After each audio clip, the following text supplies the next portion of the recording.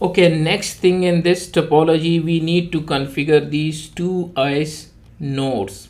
Okay, so what we need to do, we will start these ISE and we need to type setup. When you first time start Cisco ISE, so you need to type setup, even as mentioned to type setup, and these are the detail which we need to put.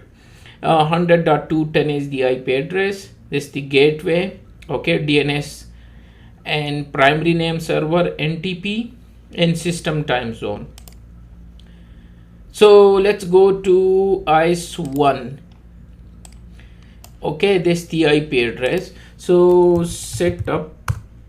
Okay, now down you need to type host name. So we decide ISE 1 and IP address 192.168.100.210. Subnet mask, this one, gateway 192.168.100.254. No, we don't need IPv6, and DNS domain name is this one. You remember we configure. So this is test.local, and then primary name server is also this one. So let me type the IP 192.168.100.230. okay, this one. Now secondary, we don't have secondary, no. And then NTP, again our NTP is this server. So 192.168.100.230. and another NTP we don't have, so say N. Time zone is okay, UTC. And then SSH, yes, we want to enable SSH. And then it will ask username is admin, password abc@12345, abc@12345. That's what we decide.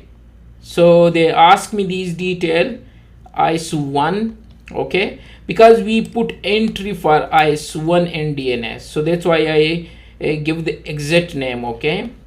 And these are the detail which I type. Now let's go to ISE 2, and ISE 2 I need to do the same, only I need to change the host name and IP address. The rest of the thing is similar. So let's go to ISE 2. Again I need to type setup, okay, 192.168.100.220. let me double check. This one 220 is the IP address. Okay, sorry, it's the host name. So ISE 2, then the IP address 192.168.100.220. done. Subnet mask 3 times 255. Default gateway 192.168.100.254. no IPv6. DNS is test.local. you remember we configure this one. And then primary name server is this one, 230. So 192.168.100.230. and secondary we don't have. NTP also this one the same, 192.168.100.230. next thing they are asking another NTP, we don't have. Time zone UTC, SSH, yes, enable. And now username admin, password abc@12345, abc@12345. that's it. And if we go back to the other one, so that one is still in process. And what they will do, they will ping NTP and they will ping gateway. If everything is okay, then it will start to install all the required applications. So it will take some time, and let's go to this one. So it's okay. It will take almost, because it's depend on your CPU and RAM and system. So yes, you see it's pinging the gateway. So the gateway has to be reachable, and then after a while it will check NTP as well. Okay, so if everything is okay, so ping the primary name server.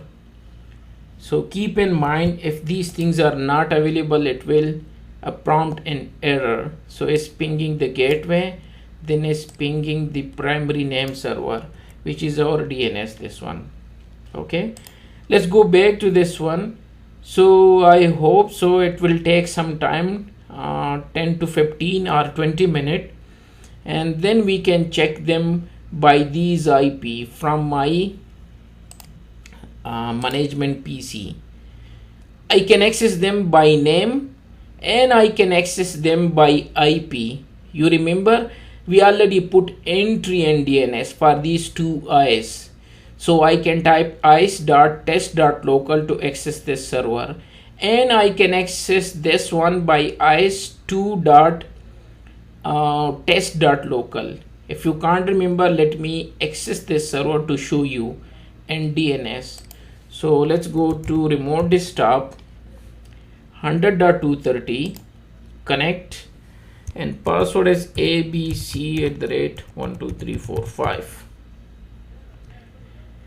And let me log into this server, and let's go to DNS and check the entries. Okay, so give me a time when it's come up. So I will show you. Here we already put 2 entry, if you remember. Okay, so cancel this one, and let's go to server manager. Okay, and